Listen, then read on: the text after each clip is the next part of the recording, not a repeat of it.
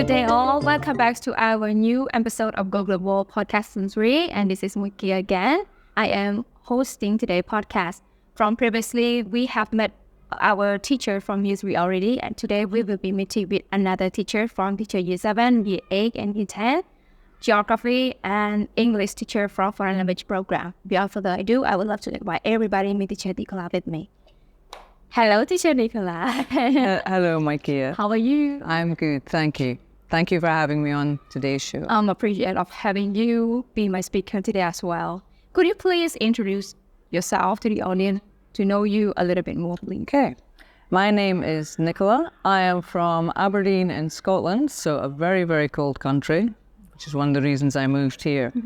I've been here in Siem Reap for almost 6 years now, and I've been a teacher here at Go Global for almost 5.5 years now. And I can't say I've enjoyed every minute because we have ups and downs, but yes, the fact that I've been here for 5.5 years, I think should say a lot about the school, and I'm still here enjoying my teaching here. Such a long years of being at Go Global School, right, teacher? It is. It's been a while. And within that time, I've taught a few different years. So I've had good experience of a range of children. That's very nice. Here. Thank you very much, teacher, for coming, joining our podcast today. And the first question that I would love to ask you, how do you find Year 7, Year 8, and Year 10 these school years? Okay.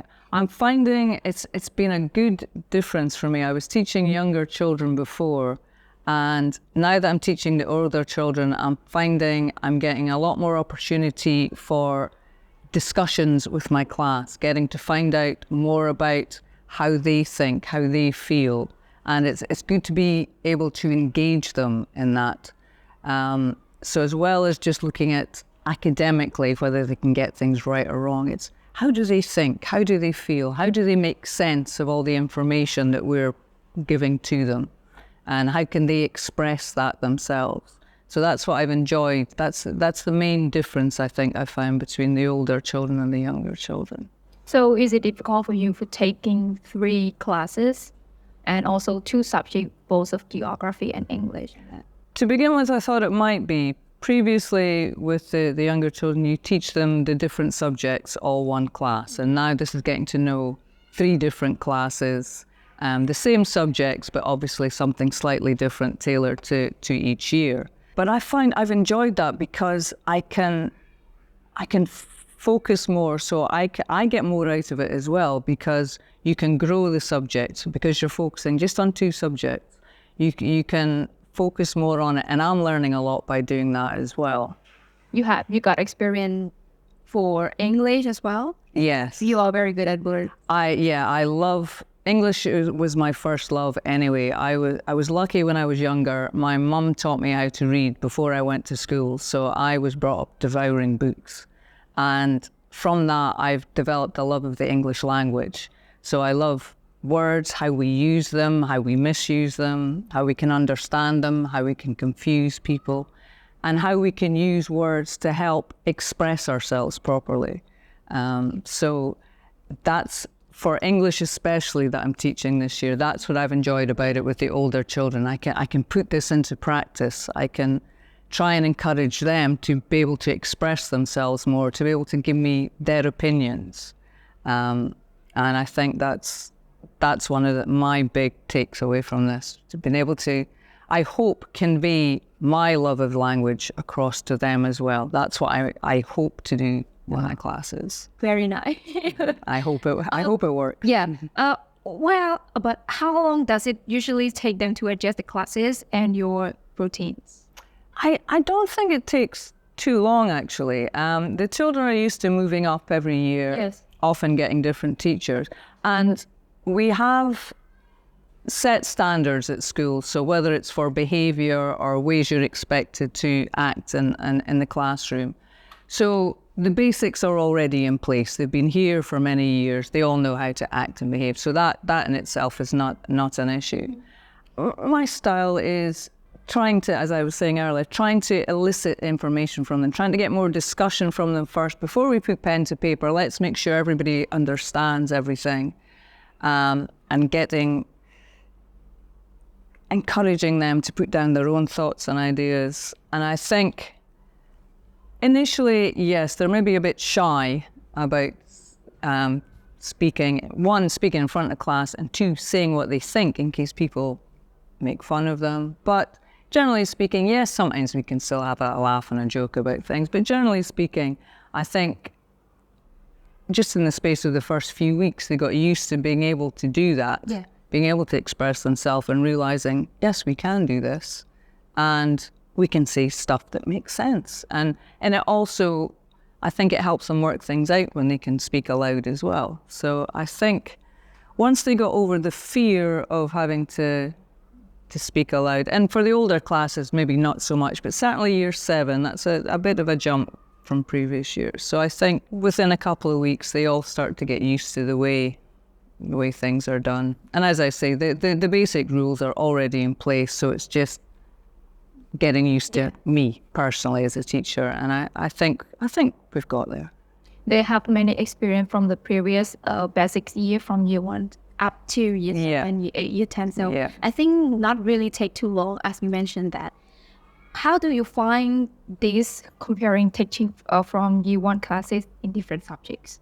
Yeah, so the fact that I'm teaching them just the 2 subjects. And only 2, geography and English. Yeah, I'm enjoying the fact that I can focus on these. Geography, I'm really enjoying the geography. I'm learning quite a bit as well as I go along with the students.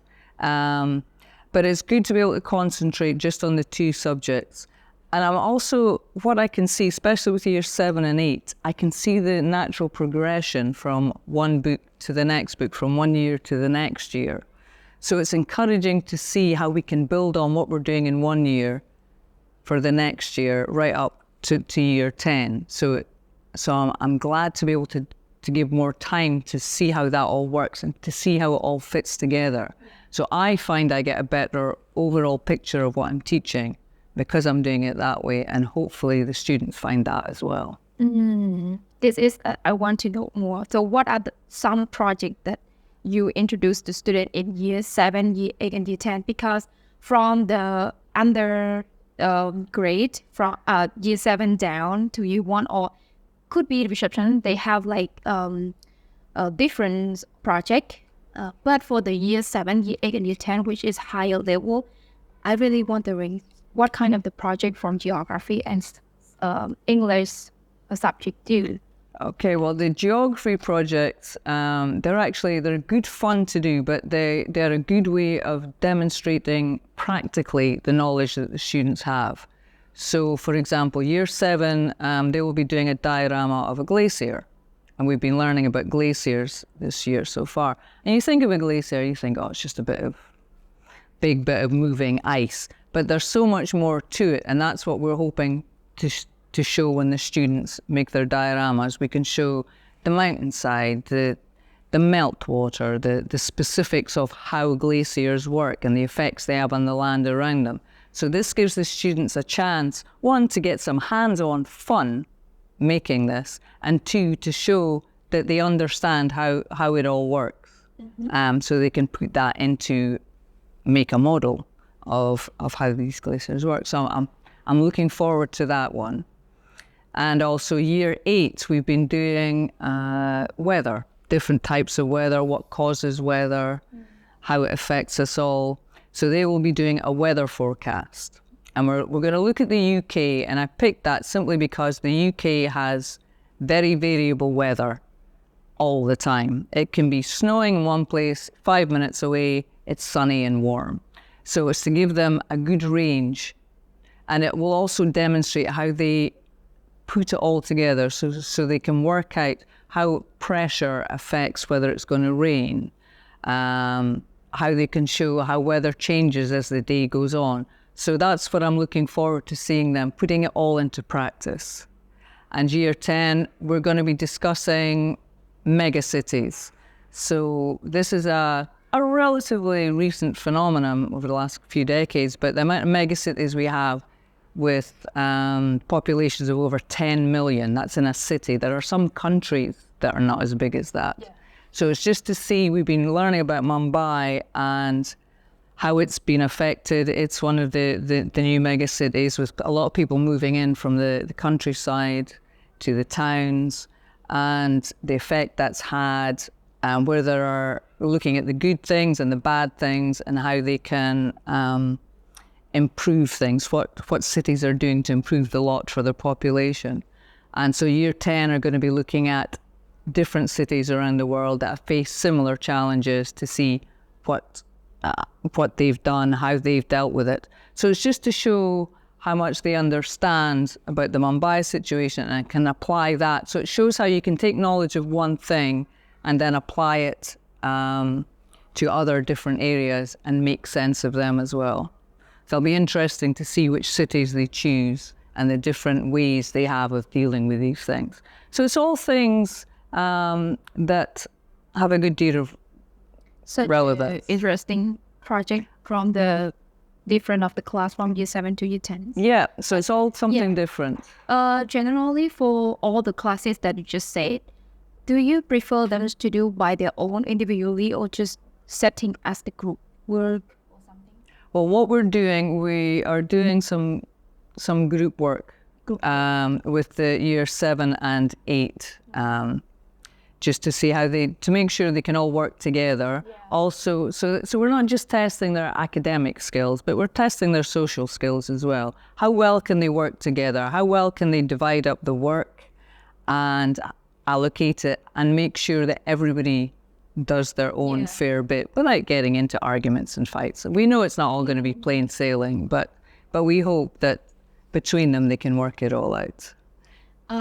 Let me try to ask you for the reading turns, because in English and also geography they have so many paragraphs to read and also the story. Have you ever bring them go to the library, or you having like reading story in classroom? Or we read every day in the classroom. Practice reading every day. Every day, because reading is the bedrock of all learning. If you cannot read, you cannot understand, you cannot write, you cannot explain. So reading is fundamental. So what we do, and this is happening in all the classes, but in mine specifically, every day, depending on where we are in the book, the students will be the ones who will read through the work in the book out loud. And that way, we can make sure everybody's comfortable with the words. Any words they don't understand, we will stop, we will address the words, we will discuss whether it's just individual words, the meaning of those words, or if it's whole phrases or concepts. So we will read it through together, students will take their time, and then that way we know what they don't understand and we can explain that all as we go. And it's practice. It's like anything. The more you practice something, the better you get at it. So if we practice this every day, then the hope is they will find it easier, and that will encourage them to read more. That's what I would like to think.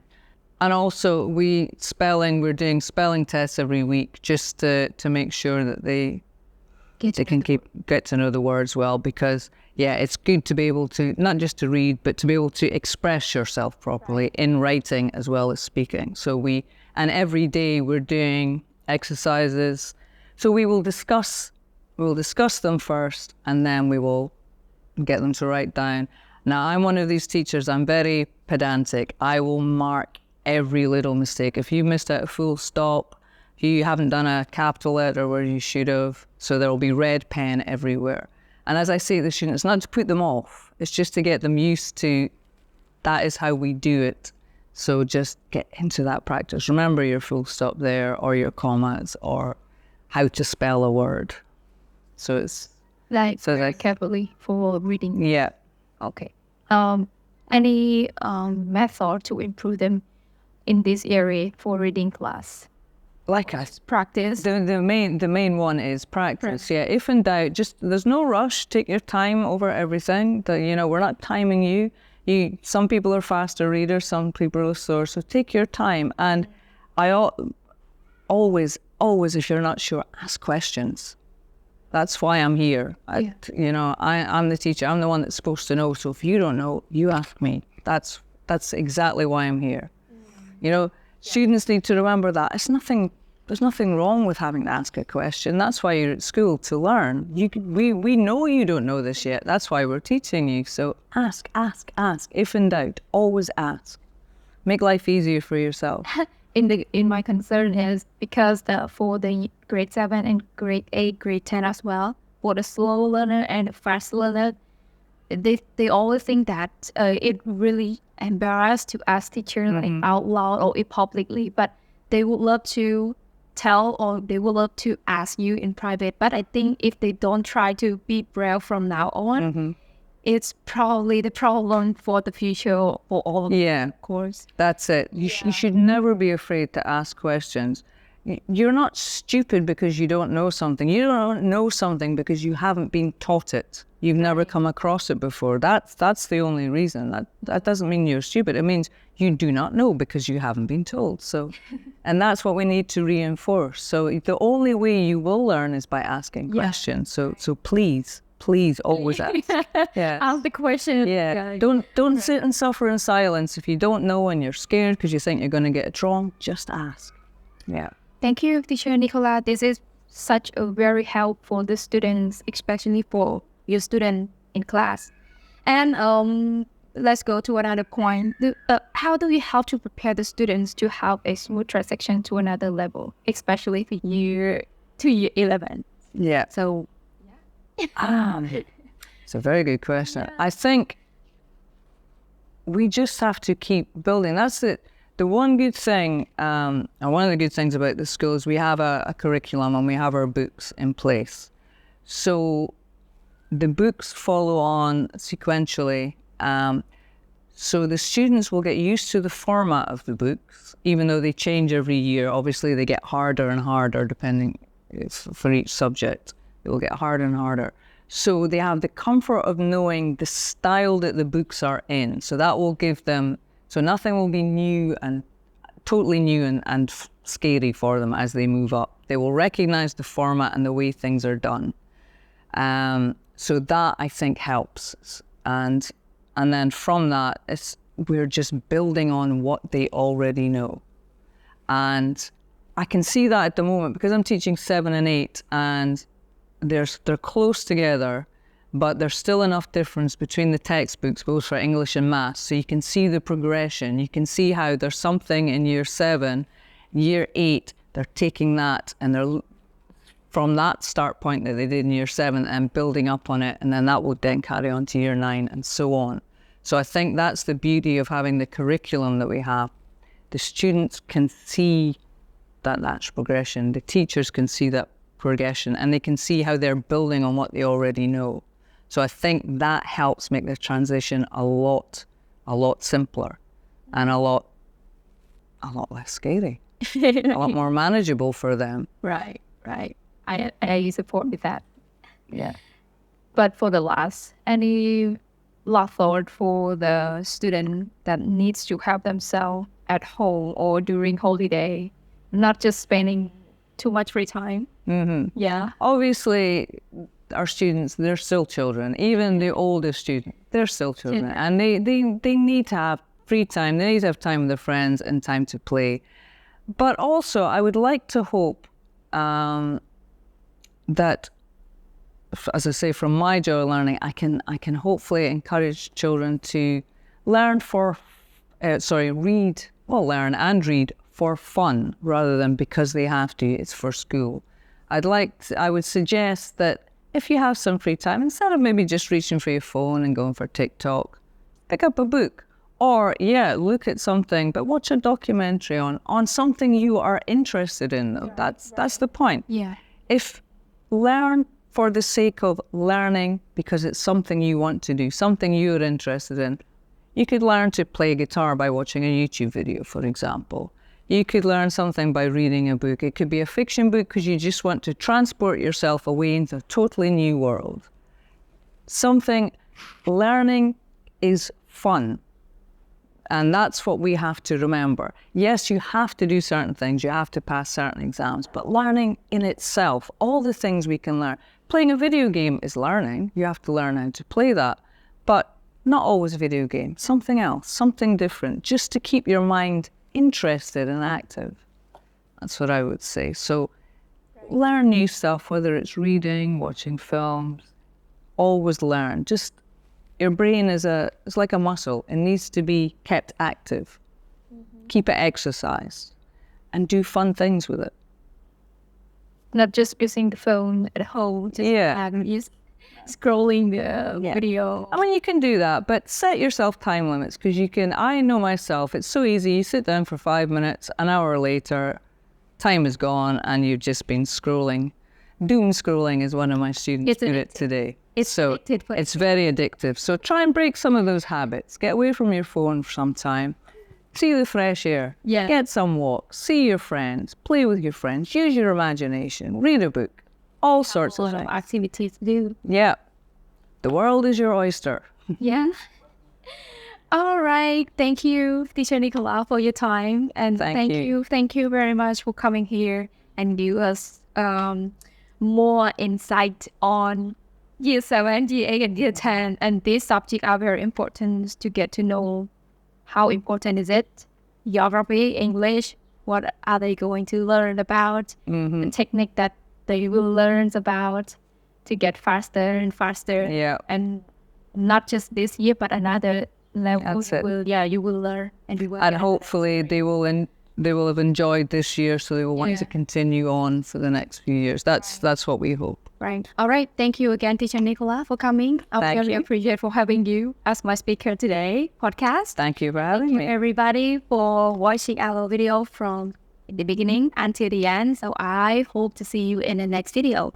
So, bye. Bye.